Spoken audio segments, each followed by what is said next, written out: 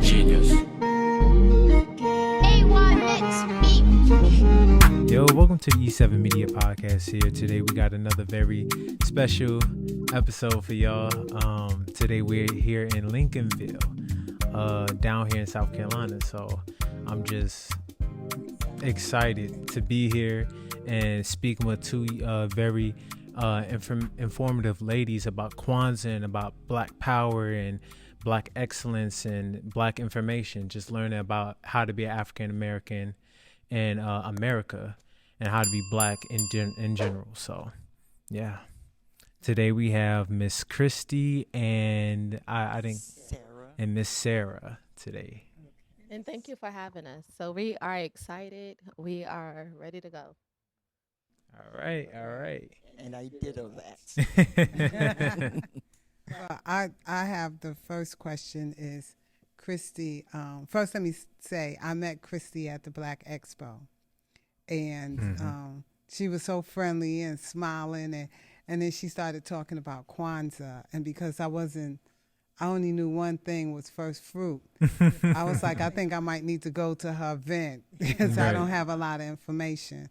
But Kristie have an organization. So tell us about the organization. Okay, and thank you for having me again. Thank you all. Yeah. With Kwanzaa is something that's dear to me, very special to me. Grew up in Kwanzaa. Of course, my elder grand auntie at that, she was a part of Kwanzaa since 1986. Wow. And took on Kwanzaa and actually became one of Put the your leaders. mic up a little bit. Sorry, Kristie talks actually came one of the leaders Mm-hmm. of Kwanzaa. And I remember when I was in grade school, probably like the third or fourth grade, and I had a project to do. Well, guess what my project was on? Kwanzaa. And so I had to learn the principles, and thinking back hindsight, I never knew that was a seed that was sown at that time. You know, went through life being a very rebellious kid at times, just to put it out there. Very, they always say, don't let nobody tell somebody about else, you. You uh-huh. can tell it yourself. Yeah, you can tell I can tell my story better than anybody else, Right. right? That's But, right. just growing up being rebellious, just doing whatever I thought I was big and bad enough to do. Even with starting to have kids early and just doing everything the worldly way. And never knew that the seed would have been growing. It took people to come up, upon my life that would water that seed every now and then, just to let me grow up just a little bit more and groom me just a little bit more. And so a few years ago, my aunt called me and she was like, I need you to do an interview with Channel 4? I need you to do an interview with Channel 4. And I'm like, okay. Well, guess what it was on? Kwanzaa. And so from that day, I was a part of Kwanzaa. Every year, the end of the year, every time Kwanzaa came up, she'll have me speak on one of the principles, and I'll still go. good. My kids, they dance in one of the groups. That's And nice. so I had to be there. Why? Because my kids are there. So I would have to go. And it's like the more that I sat and the more that I listened to so many people, it intrigued me to say, you know what, this is something serious. And because I was already spiritually grounded, Right. and I was trying to find myself, find out who am I to my core. If you strip me away of my job, if you strip me away of my career, if you strip me away of my finances, if you strip me away of my titles, who is Kristie? Right. Who am I? And that's what I was searching for. And so, of course, yes, I had a great relationship with God, So when it came down to Kwanzaa, I think that's why, even though I knew about Kwanzaa and those seeds were sown, I stayed away a little bit, for a lack of knowledge. And so it's like, well, I have God. I don't need nothing else. Right. That was Right. my mentality. But when I actually really started doing soul searching of who I am, Kwanzaa was a part of that. When I started looking at the principles, and I'm like, you know what?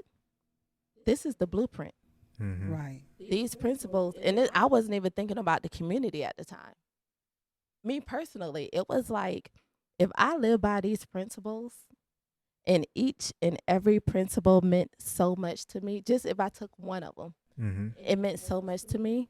it was like, if I start living by this, guess what? I'm going to be able to change my life, which That's I right. did. That's right. I want to be able to change my children's life, which I did and still Right. doing. Mm-hmm. And then that way I'm going to be able to change my neighborhood and my community. And that's what I'm in the process of. So I do believe that God is using me as a vessel to get Kwanzaa out. This is our saving grace. It's not going to be by different laws of the land that man is making. It's not going to be by that. We have to take accountability. And I'm the first partaker in taking that responsibility and that accountability for our community, for our people. And so this is the first year when she asked me about being the president of Kwanzaa. Mind you, I was already working on some things within myself, but it was basically a no-brainer, because I How already long was said we the need to get it out. organization around? Just since 2025. Um, but in South Carolina, it was before then. But I became very active as the co-chair. In, I'm sorry, in 2005. Five. Oh, Right. okay. Yeah. Right. Yes. 'Cause Yeah. I was getting ready to ask. I was like, Yeah, I was like wait a minute. 2025. You from the future? Hold on. I'm looking forward. I am definitely looking forward to the future. Amen. Amen. 2005 is when I became active as the chair. Mm-hmm. There was another gentleman with myself because no one else seemed that they would be interested in Kwanzaa during the time, and we know that it was such a paramount endeavor that we was not going to let go of it. We was not going to let anyone else claim it. So we was back. One year he was the chair, and I was the co-chair. The next year I was the chair, and he was the. We just Back and forth. back and forth, Hmm. back and forth until he made his transition. And then when he made his transition, it was all for me to do. And I've been, working with it and getting folks to help and grooming and then it's so now it's at a point where we've changed the name, we've expanded the name. It was the original Low Country Kwanzaa Planning Committee. Right. So now that we are having to broaden our horizons, is to make things uh, encompass of all of the communities in and out of South Carolina. So the name was changed to the Kwanzaa Experience. I like that. Yes. I Yeah. like that. Yeah. It has a better ring to it. Yes. Yeah. Yes. The Kwanzaa experience. Yes. Mhm. Yes. Yeah. That's what we want. We want people to be able to educate themselves on Kwanzaa, live by the principles of Kwanzaa, and have that total experience around the board of Kwanzaa. Hmm. So No one can tell you about our experience living each principle on a daily basis except for us.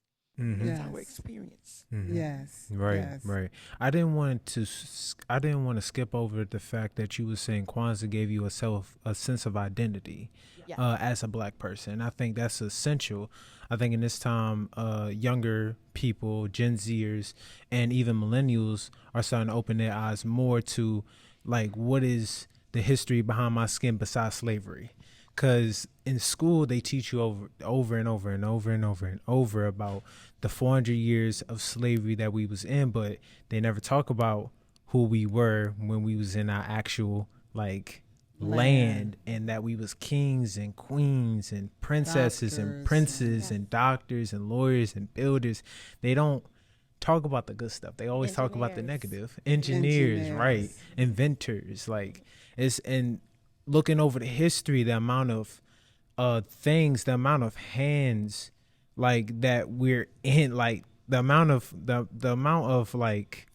how can I say it? The amount of pots that we're in when it comes down to certain things being built, like the stop sign, like the invention of the stop sign, Yes. the green, the light, the track. railroad Children are track. being Clock. taught. Mm-hmm. Yes. And I usually go back with my children and I teach them is that, look, the pyramids is there Yeah. with all the technology, with all mathematical sciences, no one yet can come and give you a complete formula for how the pyramids was built and the diameters Mm-hmm. or anything. So I tell the children, look, especially that those that's not good at math. I said, we're the great mathematicians. Mm-hmm. Right, Mhm. that's I right. said, because we develop it, we started. Mm-hmm. Right. And then and in science and as far as medical, I says, you know, the blood transfusion, Mm. you know, we're the one that developed it. We're the one that originated Mm-hmm. being able to Mhm. make blood transfusions work. And what is real dear to me is that laser eye surgery. Mm. And the reason that is dear to me because I'm going to be experiencing some laser eye surgery soon. Mm. Black women, our children have to know these things. And who else is better to teach them? It's us. And us. That's right. Kwanzaa was founded in 1966. Correct. And as I was doing my research, it said Kwanzaa was not created for religion purposes, which a lot of people think Kwanzaa is a religion, but it is not. He's trying to teach how to reconnect to your African roots. He's trying to, and it was founded by, and you Dr. said, Malana Karenga. right, okay. Yes. Malana is not his birth name. It's the name that he assumed to tell more about himself. Okay, Yes. okay. Because as I was reading, it was saying like what you do, what you're teaching is to build up your community where you live. Everybody can't live in the big house on the hill, but in your own community, what are you doing to better your community? And that's where I started looking at Kwanzaa, the steps of Kwanzaa. So, what's the first principle of Kwanzaa? Umoja, which means unity. And that is one thing. This is a good example now of unity because we are unifying, trying to get the message out. And it also is we just spoke with the mayor, and he was sharing with us what's going on in Lincolnville, and we're going to support him. Right. Absolutely, Unity. Right. absolutely. I And would- Lincolnville is in South Carolina. In case Yes. people say, "Well, where's Lincolnville?" Yes. It's in South Carolina. And the other thing that is paramount to us is that we are approaching the Juneteenth, and I'm going to say season, but Right. and I'm not going to say celebration, but I would be saying a recognition of the freedom of our last people as society had them and bounded. Is that we are working with a Juneteenth organization where we will be presenting there, and that's unity. Where is you? When are you going to be doing this?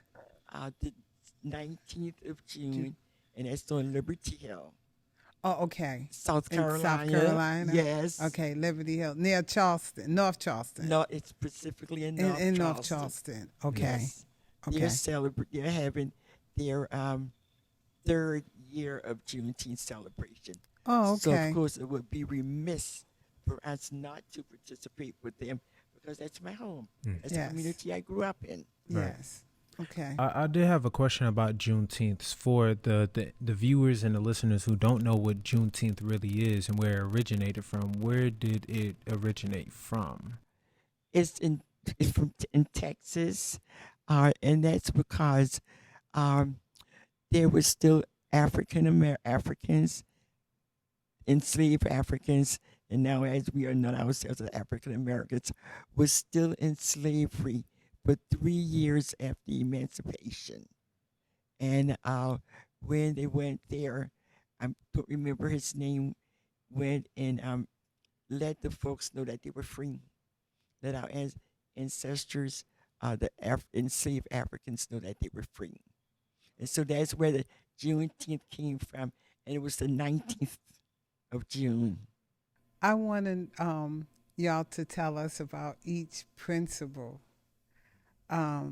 because I want to know, because once you understand a principle and you put it in effect, it should work positively in your life. It should be something positive that's working in your life. So you gave us emoja? Umoja. And we mean unity. Yes. Okay. And the next one is Kujijakilia. Kujijakilia. Yes. It's self-determination. Okay, let me say that. Self-determination. That's exactly what you've done throughout the years. Self-determination. When it was something, just like I said prior, to where I had to actually find out who am I. So many things, and not to get off this story and get so personal, but so many things that I went through. Some that I caused on myself, you know. But it was like, it was never too late. I should have been a statistic. In so many areas. And if you were to take everything that I have went through and had a picture of now, it shouldn't have been the same person. And down to being molested, being, you know, gang at that, down to not knowing who I am, down to doing whatever it is because I didn't value who I am as a person, to finding myself, to, you know, learning who I am, and not only learning who I am, but then that makes me value myself. You know, it gave me morals again. It gave me an opportunity to live again, and that's when I became, you know, to the point where I was able to be, you know, self-determined, like to do whatever it is that need to be done. To know that I have value. To know that okay, I do have a voice. Right. Yes. To know that I didn't have to stay where I was. You know, so many chapters were written for me. You know, so many chapters that I didn't want to be a part of my life. It was written in my life, my book of life. But then I was able to take that same pen and rewrite my story. That's right. You know, That's that's when great. my self-determination came in. So now I look at it, and there's nobody that can tell me that they have to stay where they are. That's right. God will put people in your life. And that was one of my prayers, which was, God, I'm on this journey. I want to be on the right vehicle of destiny. Now place people in my life, vessels in my life to get me where you want me to be. And that's what he did. He ordered all of my steps where I had to make those, you know, decisions, you know, am I going to go here? Am I going to take this route because it's easier? Yeah, Or no, am I going to go the right way that God told me to go? You know, that's when I started building integrity and being a woman of integrity. When nobody else is watching me, what am I thinking? What am I saying? What am I speaking? What am I living? Right. And so that was self-determination for me. That was amazing. That's amazing. Because when I think what you just shared is going to help a lot of other people that may be going through something, saying, I need some self-determination. You not only tell them what happened, you actually told them what to do, what you did, you know, and the foundation that you have now because of the fact that you asked God to see. That's what's so beautiful about understanding Kwanzaa, because a lot of people think Kwanzaa is, I don't know what they thinking, but it's not Thinking correct. it's a religion. Right. Yeah. It's A not 7-day correct. celebration. But Yeah. it's not correct. You know, and that comes from not reading and not doing your own research. You know, I mean, I think that when you do your own research, then you will come up with your own way to do it because you have facts for yourself. Yes. Versus hearing it, because I was hear people talk about Kwanzaa and then this one saying this and this one saying that and I just think it was my time to meet you to understand, really understand what Kwanzaa stands for. But say it again. Say it again. What's self-determination? Kuchijakalia. Kuchijakalia. Yes. Okay. Ooh, I like that. Kuchijakalia. Yeah. That's who I am. Yeah. Yeah. And let me also add to what Kristie said, is that we as a community and as folks, we are working in the communities. We are not to allow anyone to come in to tell us what our community is Right. and how our community should be operating and how it should be run, because we know that at times folks will come in and say that you need A, B, and C. No, we do not need that unless we say that this is what we need. That's good. And that is self-determination, Mhm. because you're not letting anyone else define you. You define yourself as a Yes. community. That's right. That's good. That's right. That's good. That's good. What's the next principle? The next principle is Ujima. Ujima, I'm sorry, is cooperative work and economics. Ujima. Yes. Ujima. Ujima. Ujima. So that's what we're doing now. Mhm. Yes. Is Ujima. Now, Cooperative work and Co- responsibilities. cooperative work and responsibility. That means that we are going to support our businesses, Mm-hmm.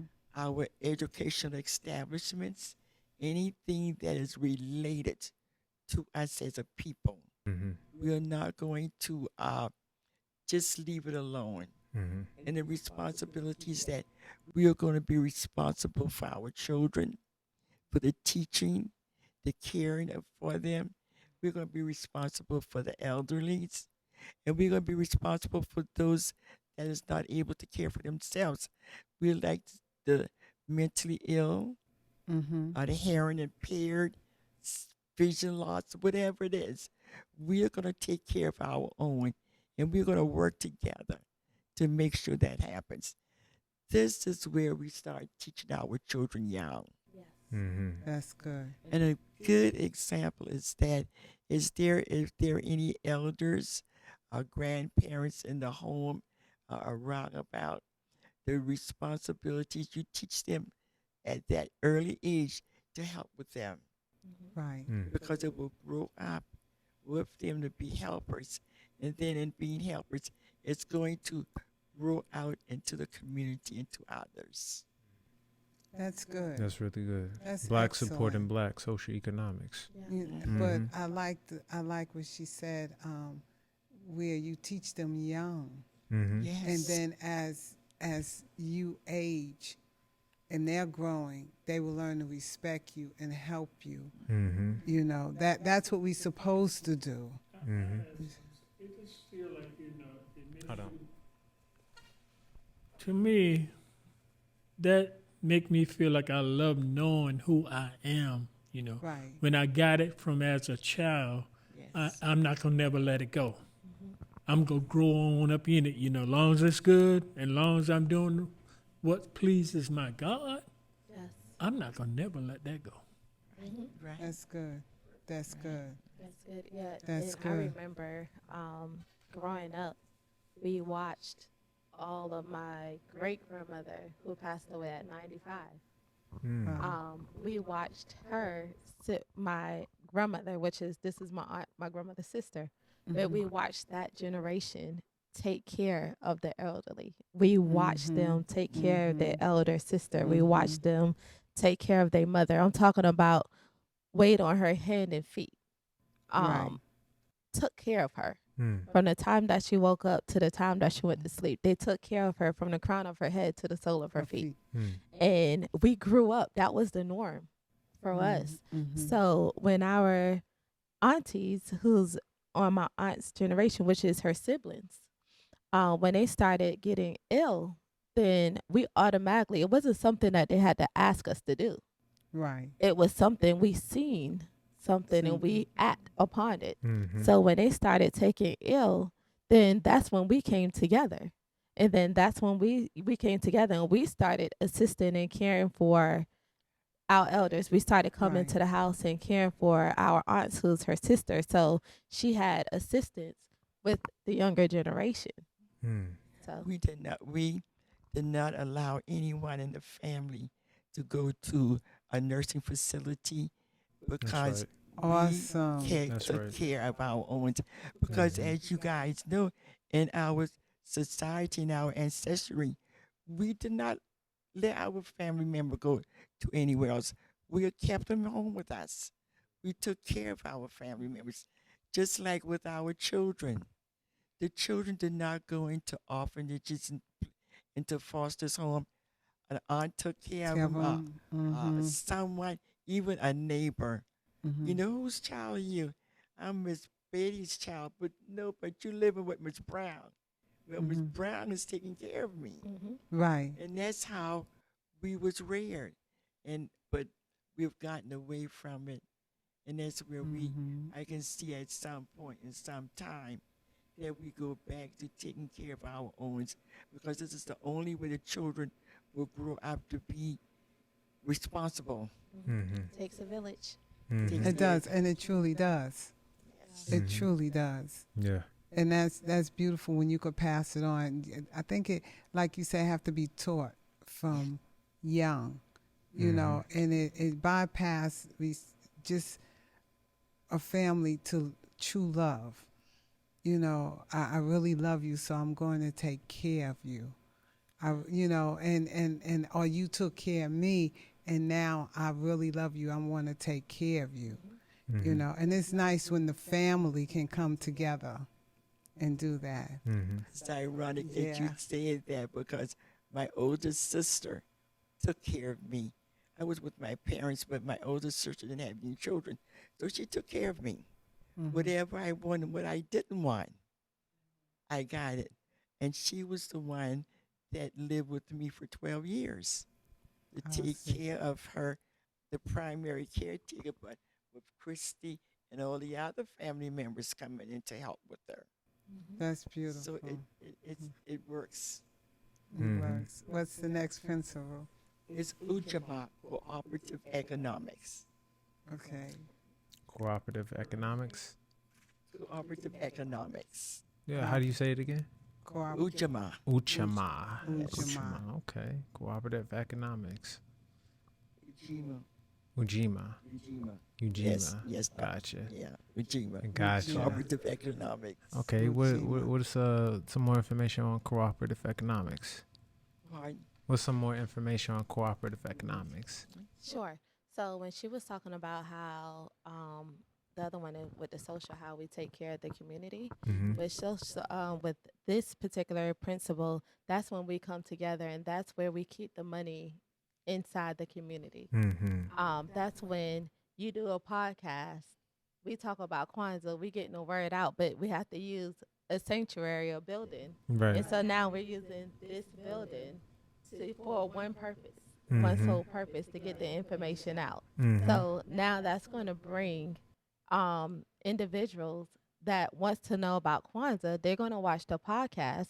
Now they're going to switch from the podcast. They're going to turn on a couple other podcasts that you all have done. Then it's going to be individuals that find out about this wonderful building in Lincolnville that lives in the area. Then they're going to say, oh, well, let's use this building. So it's everybody working together for one cause, but we're going to keep everything in-house. So that means at that point that, like Black Expo, everybody's going to shop with everybody. We're going to keep the money. We're not going to allow any money to go, any finances and wealth to slip through our community.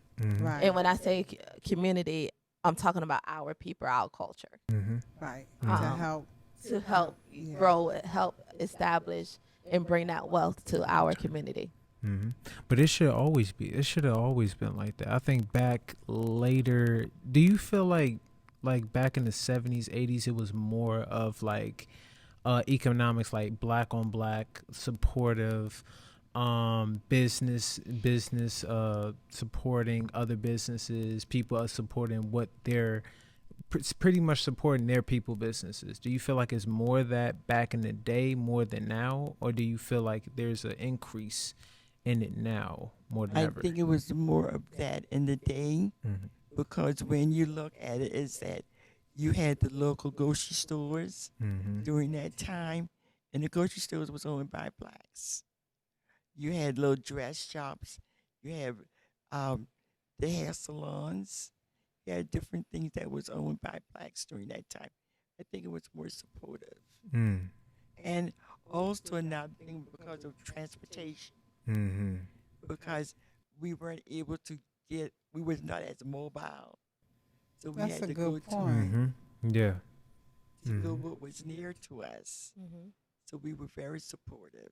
That is Yeah, that so is a good true. point. I didn't even think about that because you didn't have a lot of transportation. Everybody didn't have cars, Right. and so they would walk, and they had to go. They went local, Mm-hmm. Exactly. And a lot of Take their and they baskets. Yeah. and take and it kept it really did it kept the community Mm-hmm. afloat, because if money is going through the community, you could do more things in your community. Mm-hmm. You see, I don't have a problem with anybody could do what they want in different communities. But where you live or where I live, I want that community to flourish, because when it flourishes, it helps my children, your children, the grandchildren. It keeps us safe, you know. It keeps the community from being so poverty stricken. You know, that was a good point. I never thought about that when, because I was in the 70s, and I remember just walking to the store. And it was nothing, everybody walked to the store. Everybody walked. You know, we didn't walk far, the grocery store, like she said, the hair salon, everything was centrally located. So you could go over here, and then you could make a trip over there. And, you know, if you took a bus, you didn't go very far, you know. And I don't know, it's different. Mm-hmm. And and the It's internet different. too, because a lot of things are accessible. Especially with television always sponsoring different things like that over the internet, Instagram, TikTok. You see a lot more stuff versus maybe back in the day, everything that you saw, it was just in your community. But now, since you see so many different like different assets and different things that you can buy with your own money, we just take our money and we just buy whatever we see online. Just order it. Right. Yeah, for Right. That's convenience. right. Stay in Mhm. your house and order it. Mm-hmm. There's one thing is that we would like to talk about how powerful it is when we come together Yes. Mm-hmm. and keeping the money in our communities. And there is the black businesses that was burnt down Mm-hmm. because they was very powerful. I think it was called Black Wall Street. Yep. In Tulsa. And Mhm. why were they burnt down? Why was it burnt down?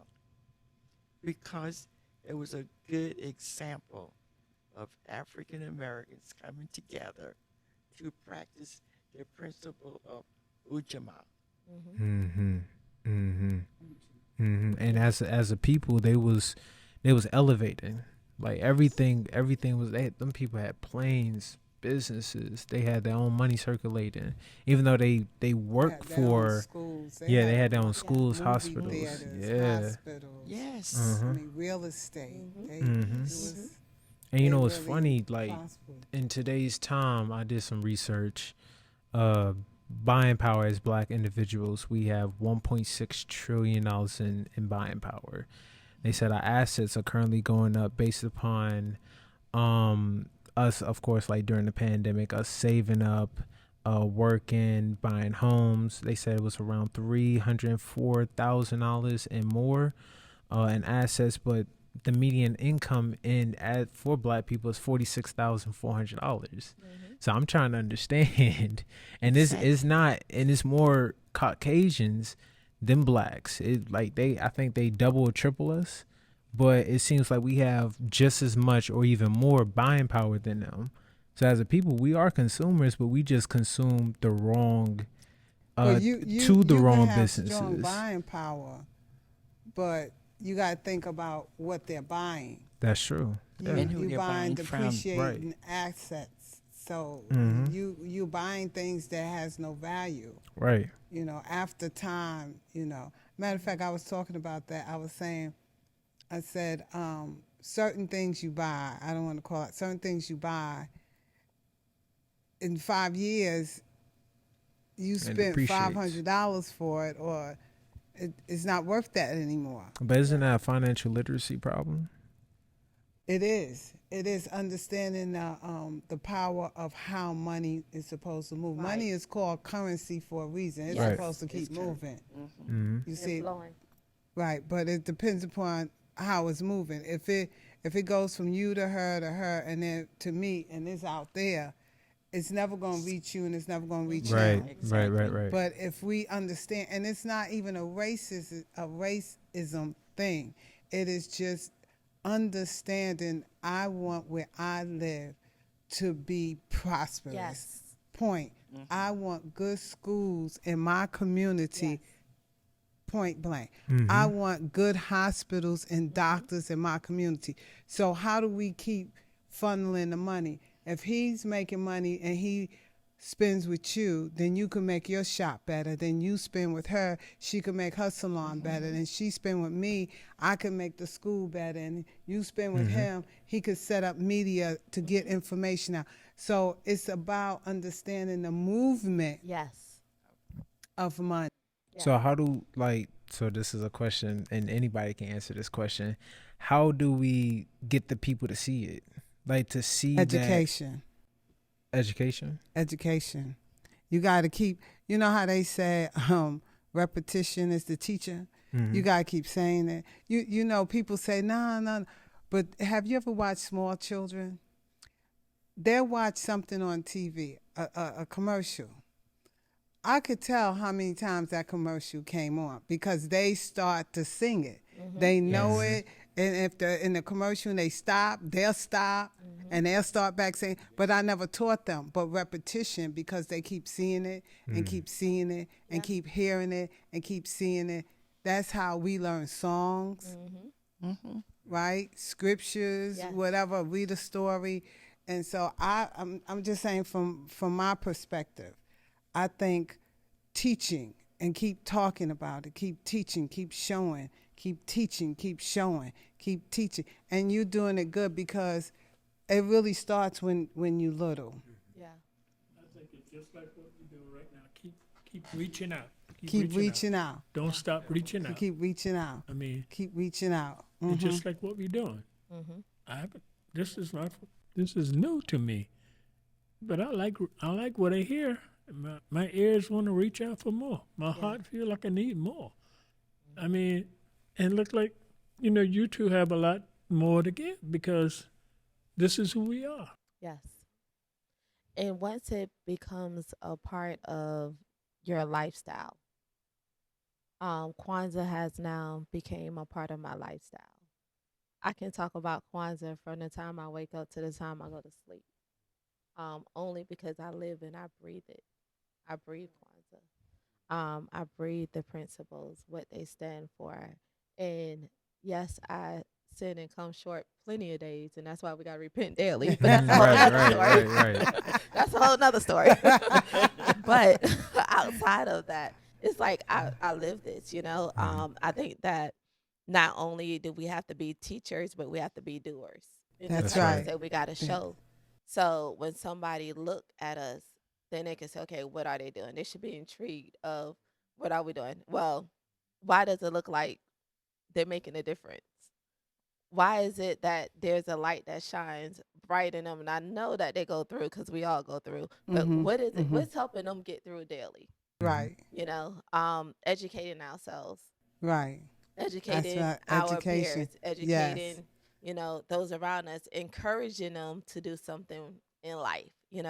Finding out what their passion is. Right. I think that's a big thing because so all of my kids, outside of the oldest one, because I had her when I was 15. So, basically I can't tell her what to do, so she think, right? She just like me, real rebellious. Pray for her. But outside of that, I remember making a decision and I said, I'm struggling to get all my kids back together because I went through a period of family taking care of my kids. Right. To me, one by one, getting all my kids back. Right. And I remember saying, I'm not going to set the standard low. So in my household, you either go into the military or you going to college.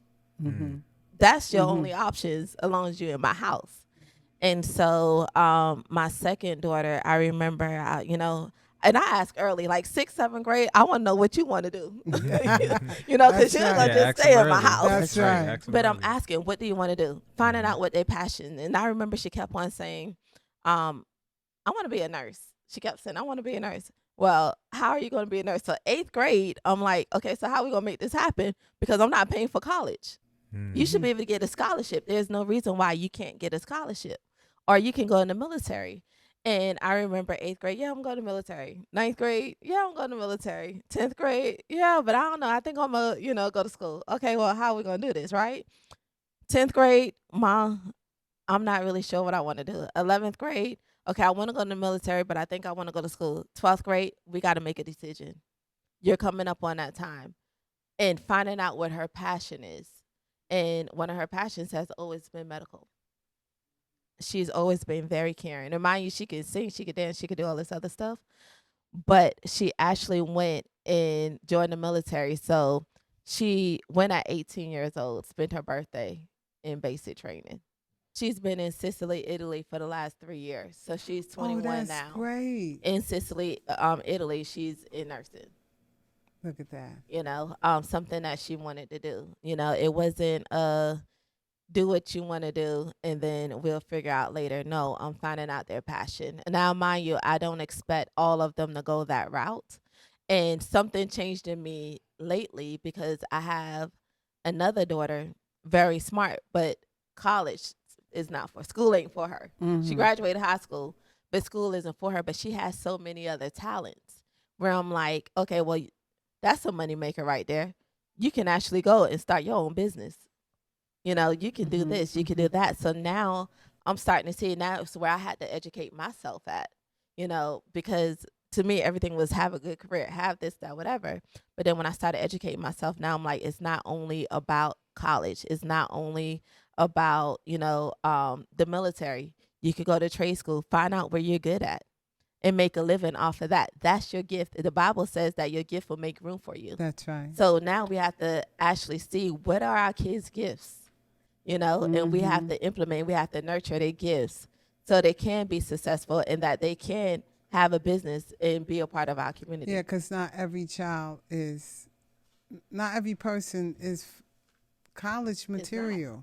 Nor the military. Some people are, they're gifted to run businesses and to make money and, they're just quick. They just, it's like all they hand touch, it just pretty much prosper. Let's go through. Okay, the next principle. Yeah, because we want to get them all. Nia. Purpose. Nia is the fifth principle. She loves this purpose. She loves this I one. love this one. I have a child development center, and guess what the name is? Purpose. Nia. Purpose. Yes. Yes, but the simple fact is that everyone, as we was talking, has to have a purpose in their lives. And when you have a purpose and you know what that purpose is, you're going to work toward it. That's right. Yes. And purpose is also can be God given. Purpose can be family developed. Purpose could be environmental develop because a child can grow up does not really know. Have you seen? I'm gonna change it. Have you seen these little children dancing and singing because of their environment, and that their purpose can be instilled in them at that time. So the purpose is, it's all of us should have a purpose on what we. My purpose being, I will not tell my age, but that my purpose in life has changed at least 4 times. Okay. It was like I was going through anywhere from 10 to 15 years of changing. And I was just being developed and revolving. But always there was a purpose. Yes. Why I'm doing what I'm doing. And I was just looking up this now. Vera Wing, who designed the wedding dresses, guess what age that she started at? At about 40. 40. Yeah. 40? 40 years old. Yeah, because I And read about her. yeah, and I just, when you were talking about, purpose and, starting off with young, we was talking about all of that. But even with purpose, some of us don't find out our purpose until we find out who we are. Just like okay, it's on the but go ahead. I was trying to think of the name, but it'll come to me. And so some of us, we don't find out our purpose until we find out who we are. So I don't want anyone, and I brought up this for a reason. I don't care how old you are. Right. It's never too late to find your purpose. That's right. It's never too late to change your lifestyle. It's never too late to find out who you are. It starts as today. It That's starts right. as that moment that you even have a thought about it, for a seed to be sown and for you to continue to grow that seed. So I just wanted to say she didn't find out her purpose because she didn't start till she was 40. And that's on top of everything else that she's done. But this is what made her successful. Right. That's right. That's right. I have a deep question on mental health. Do y'all feel like a lack of purpose is the reason why so many people have mental illness, not like actual mental illness, but like being in depressive states, mood swings? Some days they feel joyful and happy, and other days they feel useless and miserable. So do you feel like it's a lack, or do you think it's a lack of purpose in people's lives do you think that's a lack of, do you think it's a lack of purpose on why they have mental health? If I'm asking the question correctly. No, you are. Okay. You want to go first? Yeah, then you piggyback. Okay, go ahead. We got it. Okay, come on. Okay, I'm going to come from two different points of view. One of it, my background, I'm a registered nurse, specialized in mental psychiatry and substance abuse. Okay, some of the mental health issues can become from a chemical imbalance, and I do recognize that fact. Okay, the other is that it also can become from environmental, how you was doing childhood crisis and young adult crisis are adult crises.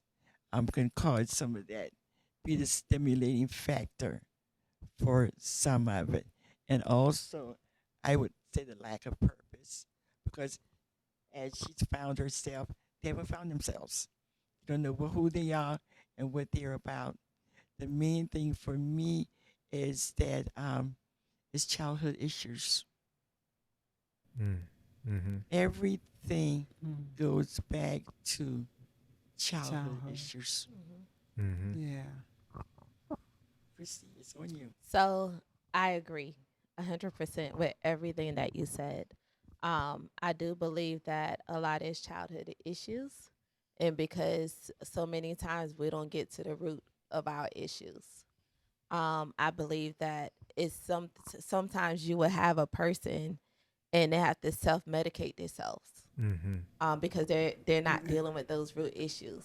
So they don't want to feel it at the moment. Sometimes it's drugs, sometimes it's alcohol, sometimes it's sex, sometimes it's all kinds of stuff, or they may go into a rage and act out, and you're like, okay, that wasn't even that serious, but yet you're going off. So yes, right. I do believe that a lot of that is from childhood issues as well. And once again, once you start knowing yourself, knowing who you are, the less. And I would say this, I believe in professional counseling. Right, correct. It's okay to get spiritual counseling, so I'm not saying that it's not okay. But if you're going to get spiritual counseling, you also need professional counseling.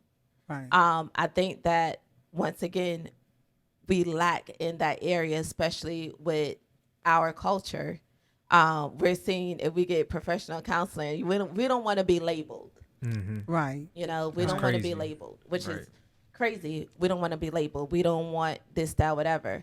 And I can only talk about me because I went through it. I went through depression. I went through and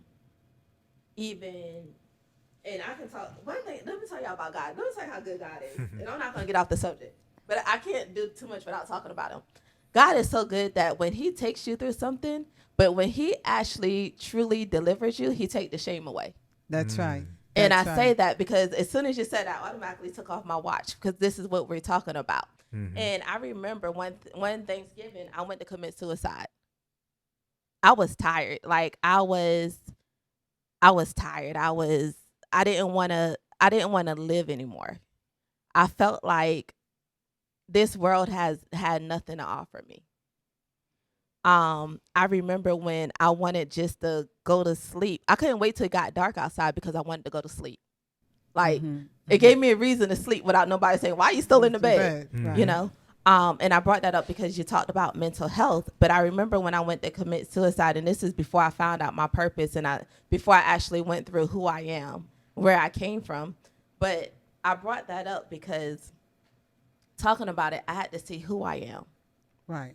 I found purpose that gave me a reason to be able to focus. I had something to focus on besides what I've been through. Right. And so when I talk about rewriting my story, that was part of the transition.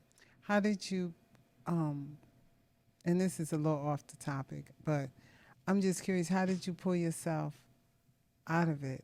You know, because to commit suicide, that's a big thing now with a lot of people. They're just really giving up. And I think my mission is to, you know, I like encouraging, like it could be bad, but it also can change. Yeah. You know, when you at your lowest point, you know, and you said that I felt like this world couldn't offer me anything anymore. And that's what's happening with a lot of young people. They said suicide had went up during COVID. Yes. And so I agree. I just want to say I agree with you that you do need professional help. You need someone that you can talk to that can understand that it's not that maybe I do love God, but I have some issues that I just need help. Yes. And I may even need to take something. I don't know, but I do know that I'm having these feelings, these thoughts, and because there was and I really want you to tell us, and we gonna have to revisit y'all again, maybe somewhere, maybe sit outside the park or something. Yeah. But it was a gentleman, and he was in the church. He prayed. Good guy. He committed suicide. And people were shocked. Like, how could he do that? But even though he was going to church, he was still depressed. Yes. He was still having some issues. And what folks felt like he needed something. He needed to take something and keep till he can get to the place where he wasn't having these thoughts. Because he was having these thoughts, and believe it or not, he was telling people he was having these thoughts, and they would just say, go pray, it'll be okay, I'll pray with you. But he killed himself. Yeah. Well, I can start off and say that the church didn't help me. And my family know me by now, so when they watch this, they won't be so surprised. But I grew up in the church. I was born in the church. My great grandmother, who's my aunt's mom, pastored 95 till she was 95. You know, my grandmother pastored until she was in her 80s. Uncle, so we're part of. My mom is an apostle. We're part of the 5-4 ministry. You know, that's all I knew was church, and I knew God, but it wasn't enough for me. And people may say, how you mean? You can't say that. You can't say that. But I saying, I can't do this no more. And if God want me, something going to have to change. You know, I remember going to certain family members, and Auntie, please don't get upset when I say this. But after I tried to commit suicide, and it was a failed attempt, thank God. I remember when I first moved back to Charleston, and this is a place that I never wanted to come back to. my aunt and I. So our family is this family that everybody is perfect. You know, like, everybody looked up to our family. So we have family secrets. And let me say that too. So many people can be delivered just off of the truth. You have That's children right. thinking, well, why am I drinking? Yeah, your grandfather was an alcoholic, but nobody's talking about that, Or you got suicidal thoughts. Yeah, it's a generation curse because so and so went through that, but we ain't talking about that. And we had an uncle who molested, and I'm just being transparent. Go ahead. We it's had an fine. uncle We all know. who molested a lot of us. Mhm. One of my grandmother's brother-in-laws. I remember when it first happened to me, and he went to buy me McDonald's afterwards and took me to the daycare, which was my aunt's daycare, to keep me quiet. I said something. I wasn't afraid, and I knew it was wrong. And I said something, but that's the first time that I was stripped away of my innocence. And when I said something, the family had a meeting. I was young. I was like 7, 8 years old. I was young, and the family had a meeting. I didn't see him for a little while. Next thing you know, he was still back around again. So at that point, I felt like, and not even knowing, but now I could put it into words, that I wasn't valued. This man that took away my innocence is still around the family. Like, why wasn't I good enough for y'all to make sure that it never happened again? Right. Why would I still have to face this The same man Right. that did something to the family? And years later, we was at church, and my same uncle was at church, and he tried to touch me. Well, guess what? I was old enough then. Mm-hmm. I went straight to the police station, filed a report. They went to arrest him. Guess why they couldn't find him? Because my same family hid him. Wow. My same family took him to Florida. Mind you, I wasn't the only one that he molested or raped.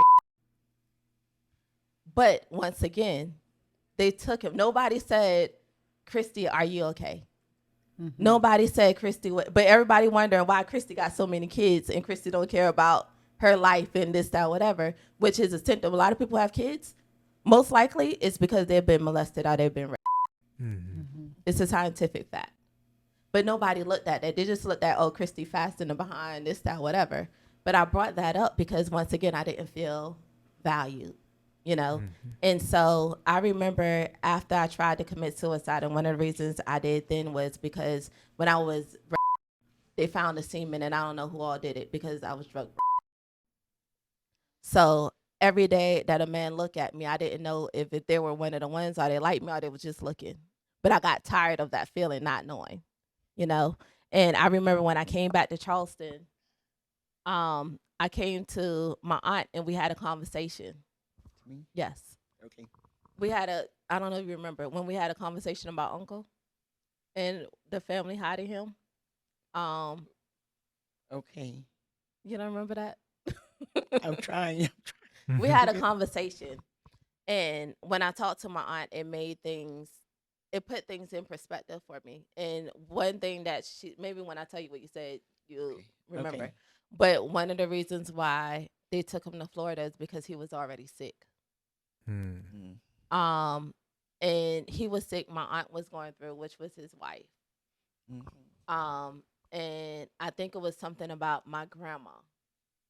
At the time, my grandma was going through her situation, and that was one of the reasons why they took him to Florida. To me, that wasn't good enough, but it was a conversation that I was able to have with her. It was a conversation that I was able to have with my own grandmother. So truly, getting in Kwanzaa, we gotta come back. We definitely gotta. Yeah, I gotta interview you. I mean, we conversation. I don't even like to say interview. I just like conversation. Just conversation. Yeah, talking about. They was telling us our time was up. Talking about mental illness, I went through that, so that's why I could speak to it. I went through it, and I knew a lot of it was because of my childhood issues. But once I was able to have Kukajakalia, self-determination, once I was able to get to know who I am, once I had these principles to live by, once I had God who was the head of my life, that's when things started changing and shifting in my life. And it's never been the same ever since. That's awesome. It is, because I'm writing a book, and it's talking about how from child being young to you could go through so many different things in life because of one decision, and it just spiral here and it goes there, and you think you got a grip on it here, and then it goes there. But the book is gonna be phenomenal. I'm taking my time, but y'all got. I'm not going to tell you the name of it yet, because God gave this to me, and so I'm really writing it out. But and that brings us to the last one. Yeah, I was going to say faith is the last one, but we talked about. Okay, Kwanzaa is next. Go ahead, the Kwanzaa. Kwanzaa is creativity.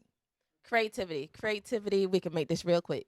Yes, real quick. This is a doll from being creative. And when we talk about purpose, when we talk about passion, finding out what our youth is passionate about so they can be creative, that's going to also bring income in. So we want to make sure that we always tap into their creativity. Hairstylists, nail techs, all that is them being creative and then making a lifestyle of it.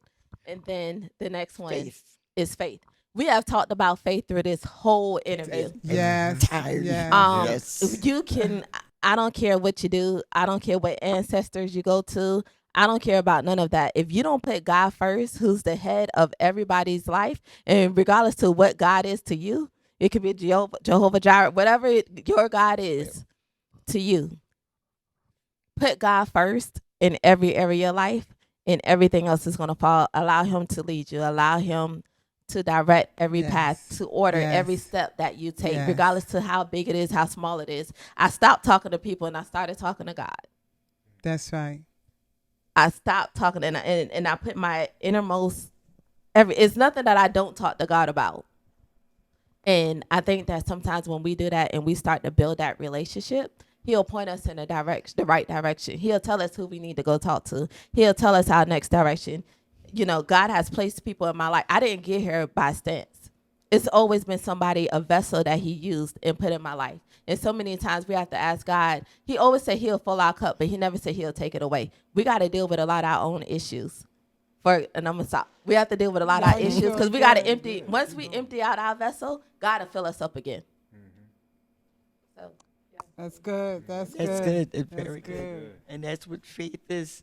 Faith in our God and ourselves and our community and mankind, especially those that have like faith and aspirations that you do, and faith in our ancestors, because I do believe that the blood that flows in the veins of our ancestors flows in our veins now. So all of the things that they've accomplished to get us to where we are now, is that it's all about faith.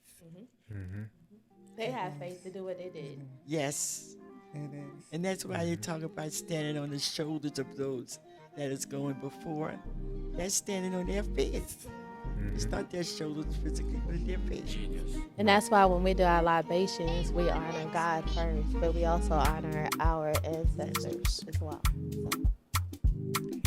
How, if a person wanted to reach you to be a part of Kwanzaa, how would they be able to reach you? It's the Kwanzaa Experience. The telephone number is area code 843-813-1724. Do you have a social media? Yes. We are on Facebook, and we have Kwanzaa Experience.